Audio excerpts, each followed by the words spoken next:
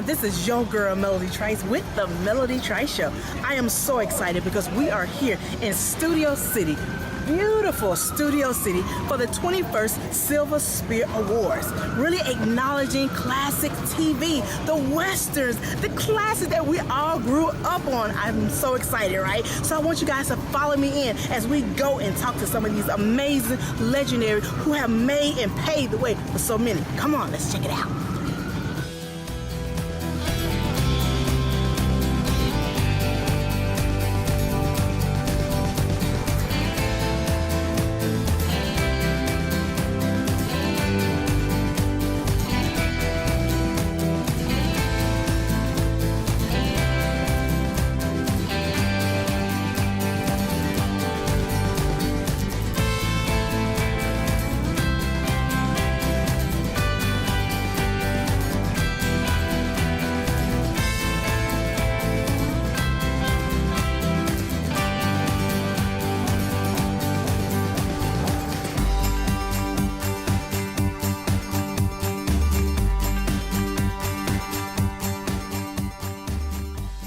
Hello everyone, this is your girl Melody Trice and you are watching the Melody Trice Show. We are here at the 21st Silver Spur Awards here in Studio City. So I definitely want you guys to stay tuned to all the amazing interviews that's going to happen right here on the red carpet. We'll be right back.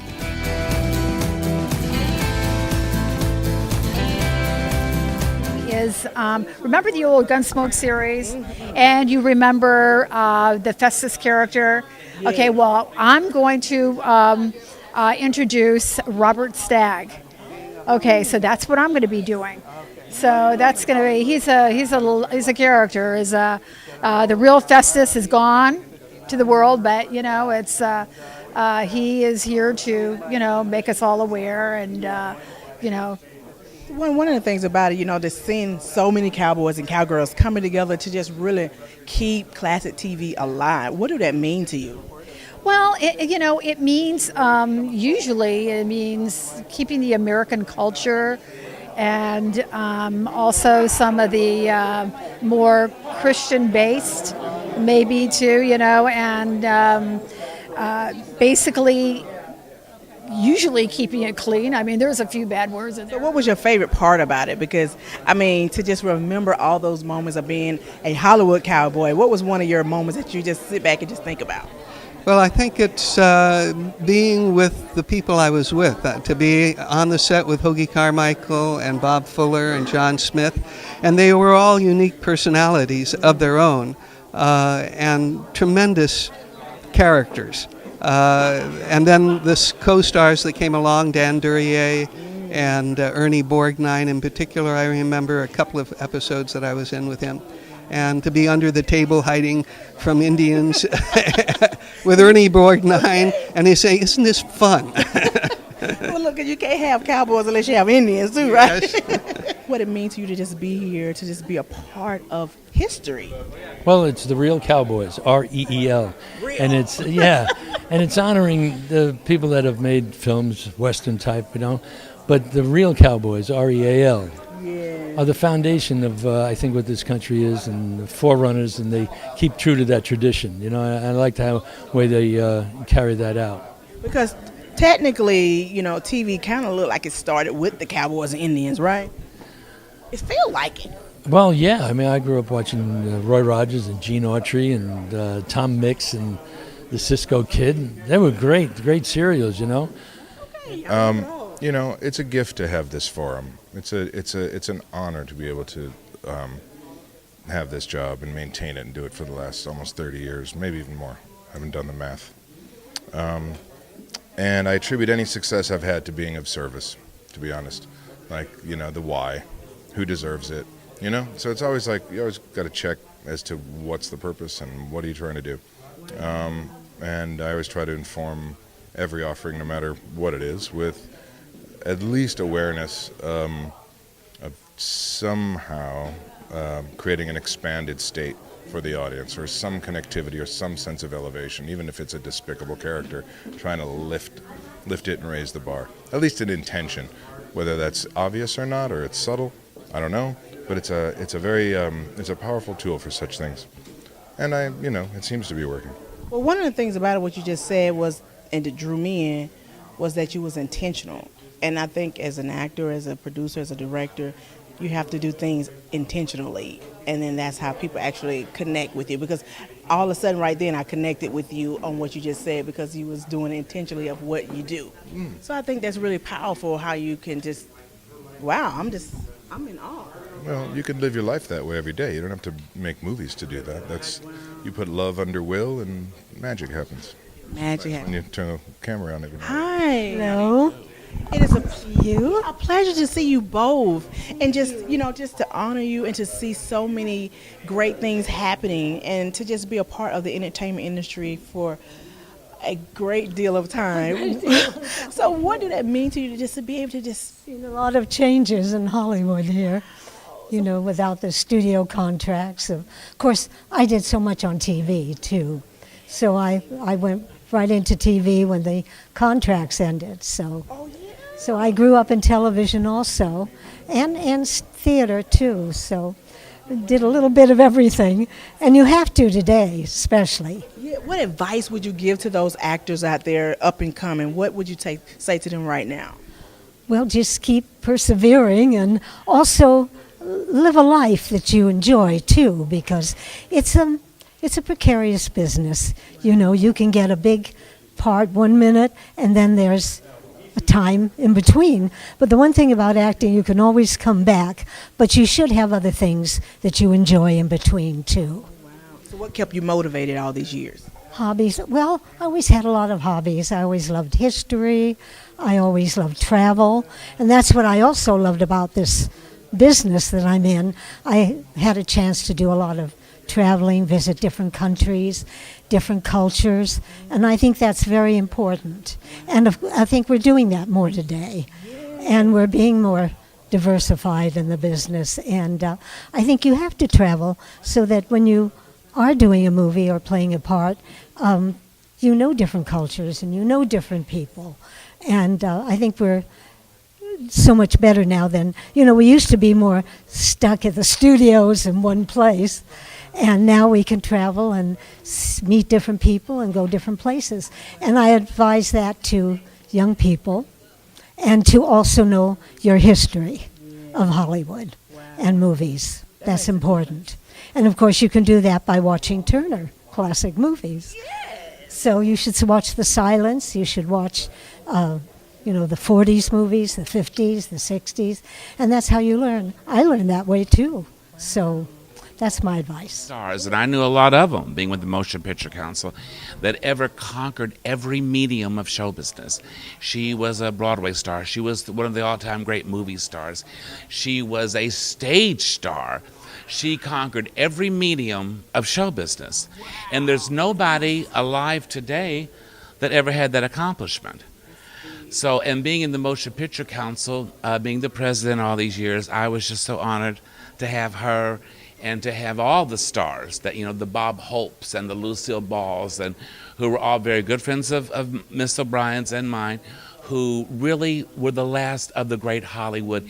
It's such, we don't realize that we're standing here in the presence of greatness, that she is the last, like Mr. Neal said, of the great. But in terms of the genre, the Western, it's near and dear to my heart. Because it really means a lot to just keep that legacy, right? Yeah, I think we should do more of them. So any particular, This is proof that even a nerd can be a cowboy. And a damn good one. A good one. A good one. A good one. Yeah, I could sit the trot. So look, tell us a little bit about when you was on set and what it felt like to just be a part of creating classic TV. Like which show? I mean, I know you've been on a lot, but tell us a little bit about your favorite one.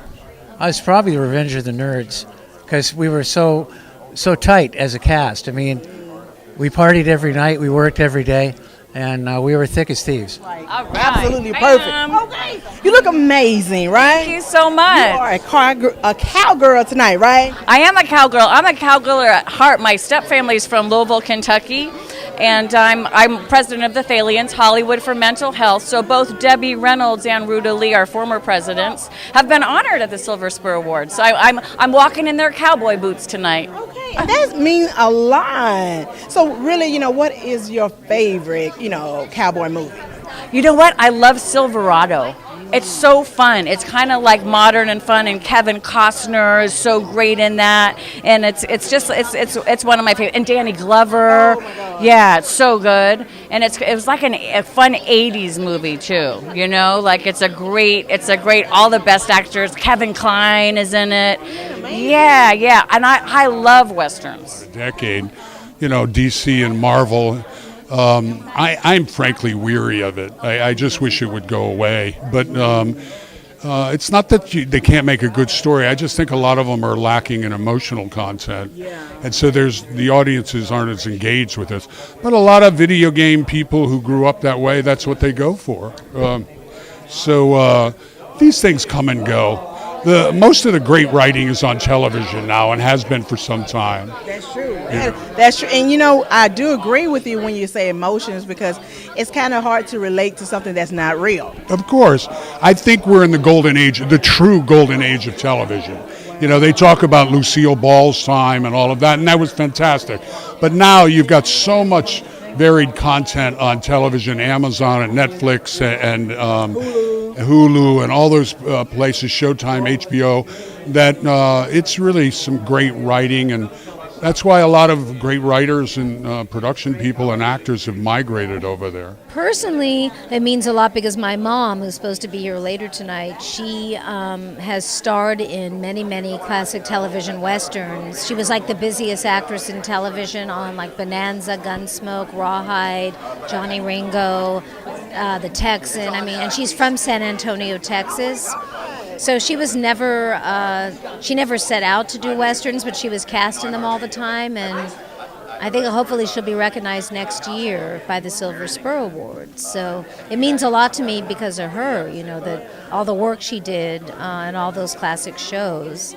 So I'm sure that inspired you as the actress that you are. Because you're doing so many amazing things yourself. So tell us a little bit about your career.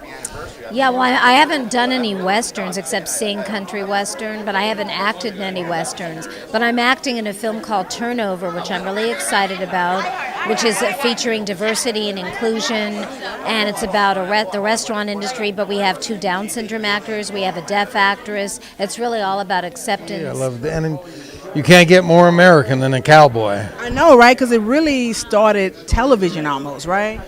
Well, sure. There were so many on TV. And it started the West. California wouldn't be here, right? Okay, technically, right? Right. And so, what were some of the most memorable moments for you about, the Westerns? Oh, I grew up in them. I don't know. Finally getting to meet Clayton Moore when I worked with him on How the West Was Fun. Meeting some of these heroes and getting to work with them. That was memorable. So what was one of the favorite, shows for you to work in? Well, of course, Daniel Boone, because I did that for 6 years, and I had a wonderful Fess Parker as a father. I know, right? Yeah, you can't get much better than that. And technically, so tell us what, Westerns and classic TV mean to you. Well, Westerns are what I grew up on. And also I grew up on ranches and riding horses, but we didn't have TV in Colorado where I was until I was probably, I don't know when TV came in up there, probably when I was around 15, 16 or older, yeah. But I couldn't imagine not having TV. But we'd go to the movies for 10 cents on Saturday morning and see Lash LaRue and all them guys, and then, Roy Rogers and Gene and all that, Hopalong Cat. It was all about bad guys and good guys, and the good guys always win. Always win, right? Yeah, and they always ride off into the sunset with their horse. Yeah. So I'm sure. Well, I don't get a chance to see everything, but I'm glad that I can see it. Yeah. So tell us about some of the movies you've been a part of and TV shows. Let's see. The birth of the nation. That they're wearing and jewelry. That's how I custom create their makeup looks for them. Picking out their lips, their eyes, Like, as a makeup artist, I really look at people's eyes because that's really the focal point, and I try to, incorporate colors that are actually going to make their eyes, pop, along with their skin tones as well. So what made you decide this career? I mean, you could have chose a lot of things, but what made you say this is what I want to do? Well, I love makeup, and I love making people look picture perfect, like they just walked out of a magazine. It's fun to, just to kind of see that smile on their face after you've given them that wow factor of making them look beautiful. Around 15 years, good 15 years, I would think, and so forth. I received mine in, I think it was 2006, something like that. And I've been naturally paying my respects every year and invited, one of the invited guests. And I've also been a presenter a couple of times. And one was very thrilled to be a presenter of Johnny Mac Brown. Yeah, Johnny Mac Brown to anonymously, or synonymously, to his wife and son. They were here. And it was a pleasure because I grew up, he was one of my heroes, Johnny Mac Brown. Boy, every weekend we went to the movies.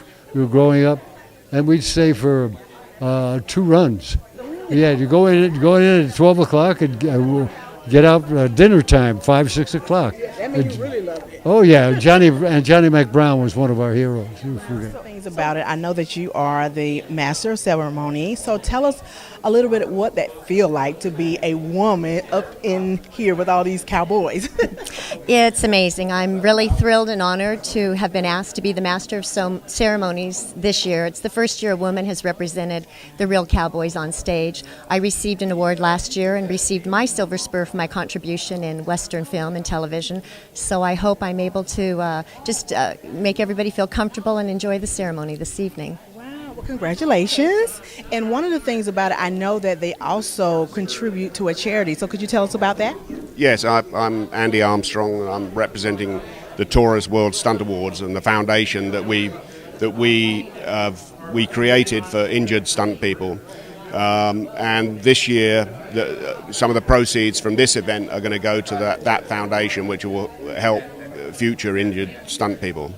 Because they really do a lot. I mean, to just be able to do the things the actor is not going to do. Absolutely, and I mean, although stunts have got safer and they've got bigger and more predictable, it's interesting that still almost every year since we started 14 years ago, there has been somebody, at least one person, seriously injured. So there is a need for it. There is still injury. You know, people imagine that with CGI and with a lot of the things that all the danger is gone, and it really hasn't, you know, and certainly not when it comes to Western stuff, because I mean, if you're talking about someone coming off a horse, it doesn't matter whether it's now or whether it's in 1898, it's the same height from the horse to the ground, and it hit the ground just as hard. Well, actually, my brothers and sisters and I decided almost 40 years ago to keep his legacy alive by doing something that would help humanity. And so we started the John Wayne Cancer Institute. We teamed up with a doctor that was doing research. And we thought we would start by using his name and celebrity and his resonance to create awareness about cancer and help raise money to fund cancer research. So it's like 40 years down the line, and his legacy and his resonance and his celebrity is still as strong today as it was 40 years ago. So it's helping us a lot. It's doing a lot of good work. We have a very robust cancer research program going on. We're affiliated with St. John's Health Center in Santa Monica, and we're doing all sorts of clinical trials, and we have protocols in lung, liver, prostate, brain cancer. So we got some great programs going on. And that means a lot, because a lot of times people that are dealing with those situations, they just really need that support, and having the financial support and then having people backing them, that means a lot. So congratulations on that, because thank you. That's dear to my heart. So we're very excited about it. I think it leaves a good taste in everyone's mouth who my father was, and so we're excited about that. Well, it just means keeping the heritage alive that I was raised on, and I think the country's raised on. You know, so just keeping that, you know, in the forefront, because that's really the beginning of it all. Really you know, is. we can't forget about that. Yeah. You know, about the American Indian, the cowboy, and the cowgirls. But really, it is the American Indian, which kind of got to start a little bit of a big kick. you know, it's all good. So was it a favorite, show, TV show that really stood out to you that you can remember growing up on watching? God, that's such a good question. I think I was just raised on so many westerns, and I saw it in real life. We had three horses when I was a little. I'm sorry, when I was a little girl, I used to play in them. I got a little scar here, but it really is not like. It was just life imitating, art, sort of thing, and it wasn't like, oh wow, this is so different from what I know. Is what I knew, so I could relate. And a lot of people can't relate. It's just now a lot of people couldn't relate because their nationality or whatever wasn't, there. But I am a quarter black. I'm a quarter Cherokee Choctaw. I'm a half German. So you got it all, girl. Dude, when that little box came up as a little girl, I was like, oh, I don't know what. And it was really traumatic in a lot of ways. I didn't know which way, because I went, well, I was told so many things, I didn't know which way to write. I mean, there's other stuff too. I think there was some Irish and Black Dutch. I think it was so minimal, but the predominantly parts of me.